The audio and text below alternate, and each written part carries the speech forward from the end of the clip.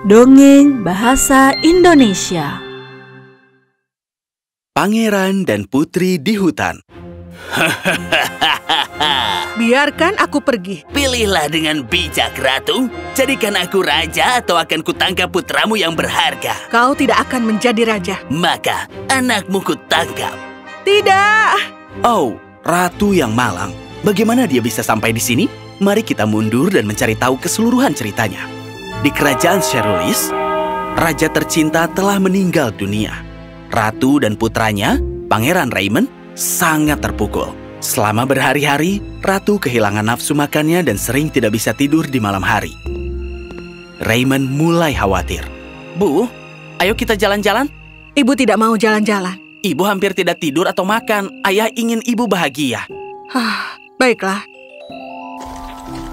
Mereka berangkat keesokan harinya dan melakukan perjalanan.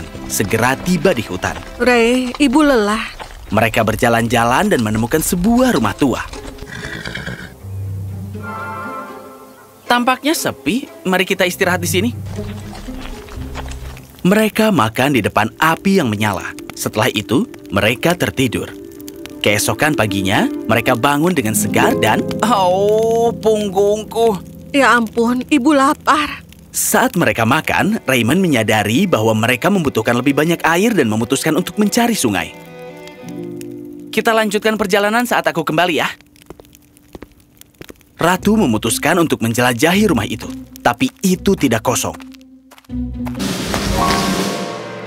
Akhirnya. Itu adalah Bruno, seorang bandit yang bersembunyi di rumah kosong. Biarkan aku pergi. Akulah yang berkuasa di sini. Siapa kau? Namaku Bruno. Saat aku melihat kalian berdua masuk, aku hampir lari. Tapi kemudian aku menyadari kalian berdua adalah bangsawan. Apa yang kau mau? Sesuatu yang sederhana seperti menjadi raja. Raja?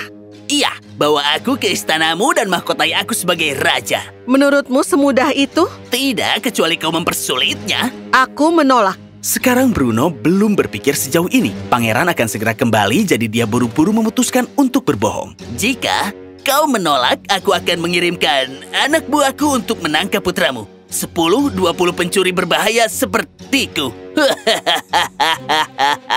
Biarkan aku pergi. Pilihlah dengan bijak, Ratu. Jadikan aku raja atau akan kutangkap putramu yang berharga. Kau tidak akan menjadi raja. Maka anakmu akan kutangkap. Tidak. Ratu, yang telah kehilangan suaminya, dengan enggan menyetujuinya. Baiklah. Tidak. Aku butuh janji. Aku tahu janji seorang bangsawan tidak akan pernah bisa diingkari. Aku berjanji akan menjadikanmu raja. Saat itu, Raymond berada di sungai, mengambil air. Sudah, lebih baik kembali. Anjing? Di hutan ini? Oh, hey! Anjing itu tampak cemas, menarik-narik celana Raymond, mendesaknya untuk mengikutinya. Ada yang terjadi? Aku yakin ibu tidak apa-apa di sana. Dia mengikuti anjing itu dan anjing itu membawanya ke sarang. Mereka berdua merayap masuk. Di sana, dia bertemu dengan sekelompok preman yang sedang bertengkar. Aku telah melakukan sebagian besar pekerjaan kotor, jadi jarahan itu milikku. Tidak, jika ada yang pantas mendapatkan emas itu aku. Tidak, itu aku, milikku. Sepertinya sekelompok pencuri. Dia mengikuti anjing itu dan berakhir di ruangan asing. Jadi apa sekarang? Siapa kau? Raymond menoleh, tertegun melihat seorang wanita muda yang terjebak di balik jeruji. Siapa kau? Aku bertanya duluan. Aku Pangeran Raymond dari Serulis. Seorang pangeran di sarang pencuri? Anjing ini membawaku ke sini. Sugarmouth. Ya? Namaku Nessie. Aku adalah Putri Splendalia. Aku ditangkap 2 hari yang lalu dan... 2 hari lalu? Kenapa tidak ada yang memberitahuku tentang putri yang hilang? Aku menyelinap ke kapal kami. Tidak ada yang tahu aku di sini. Hah? Lalu? Ya, aku menyelinap keluar dari perahu dan Sugarmouth melarikan diri dan aku mengejarnya ke hutan. Satu hal mengarah ke hal lain dan... Kau tertangkap? Ya, orang-orangku seharusnya berangkat malam ini. Tolong selamatkan aku. Pangeran seperti apa jika aku meninggalkan seorang putri malang yang tidak bertanggung jawab di sarang pencuri? Pangeran yang mengerikan. Dan aku bukan tidak bertanggung jawab. Aku suka berpetualang. Raymond mencoba membuka jeruji itu, tapi jeruji itu tidak mau bergerak. Oh, aku dengar para pencuri berbicara tentang pedang khusus yang mereka rampok, di mana orang yang melihatnya tidak akan terkalahkan. Di mana itu? Di sana. Bawa Sugarmuff bersamamu. Tentu, dia bisa membantu. Raymond berjalan menyusuri terowongan dan sampai di sebuah pintu besi besar. Pedang itu pasti ada di balik ini. Tapi... Hei! Sugarmuff menggali lubang kecil di bawah pintu dan dia masuk ke lubang itu. Bagus, anjing Sugarpuff. Pedangnya, ambil. Apa dia bisa paham? Tapi Raymond tidak punya kesempatan untuk merenung saat pintu itu runtuh. Ya ampun, apa kau pakai pedangnya? Raymond kembali ke Nessie dan segera membebaskannya. Namun, ketika mereka mencoba melarikan diri, pencuri menyergap mereka. Mereka mendengar suara pintu besi. Untungnya aku punya ini. Dan aku punya ini. Para pencuri bukanlah tandingan pedang itu, dan juga bukan tandingan si anjing. Bagus, Sugarmuff. Mereka berhasil melarikan diri. Dan berlari kembali ke rumah, saking terburu-burunya, dia tidak menyadari ada kuda yang hilang. Ini, ambil kudaku dan pergi. Terima kasih, Raymond. Ini, sebagai tanda terima kasihku. Jika suatu saat kau perlu bantuan, hubungi aku. Dia pergi bersama Sugarmuff. Ibu, aku kembali. Ibu? Ibu! Dia memanggil, tapi tidak ada yang menjawab. Dia memeriksa keluar, dan sadar ada kuda yang hilang. Sesuatu terjadi pada ibu. Aku harus kembali.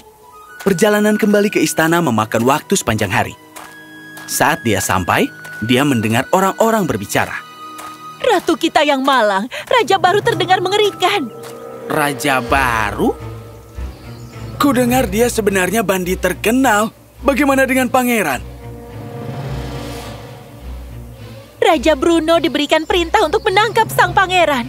Raymond memandang ke arah istana dan melihat pria-pria kekar menjaganya. Dia tidak mengenali mereka. Jadi ibuku telah ditangkap oleh seorang bandit yang sekarang menjadi raja. Dia mengeluarkan cincin yang diberikan Putri Nessie padanya. Nessie, dia akan membantuku.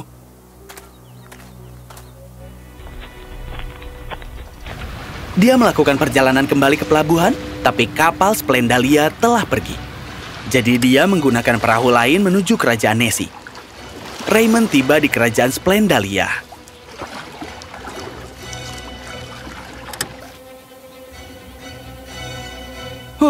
Mungkin aku akan makan dulu.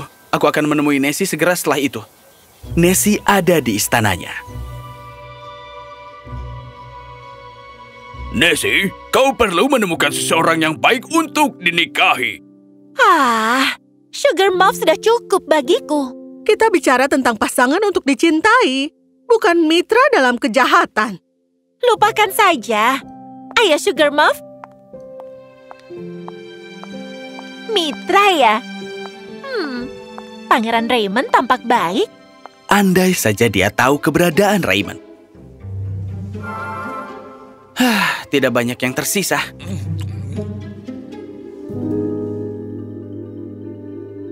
Dia membayar makanannya dan berlari ke gerbang istana. Aku di sini untuk menemui Putri Nessie. Tunggu, aku... Raymond mencari-cari dengan panik. Apa aku menghilangkannya? Dia menelusuri kembali langkahnya dan mencari cincin itu kemana-mana. Tapi tidak dapat menemukannya. Tanpa cincin dan hampir tanpa uang, apa yang bisa dia lakukan di kerajaan lain? Cincin itu dijual kepada seorang pedagang dan ditemukan oleh seorang pelayan istana. Pelayan itu membawakan cincin kepada Nessie. Dia terkejut. Apa? Bagaimana kau menemukan ini? Seorang pedagang sedang menjualnya yang mulia. Aku harus memerasnya dari cengkeramannya. Itu artinya Raymond ada di sini. Nessie mendatangi pedagang yang dengan ketakutan menceritakan semuanya. Dari sana, dia mengunjungi penginapan tempat Raymond makan, tapi dia tidak ada di sana. Dia sedang mencari pekerjaan yang mulia, bahkan memintanya kepadaku. Tapi aku menolak. Nessie menjelaskan Raymond kepada pengawalnya dan dalam waktu singkat, mereka semua mencarinya. Tak lama kemudian, mereka menemukannya bekerja di toko bunga.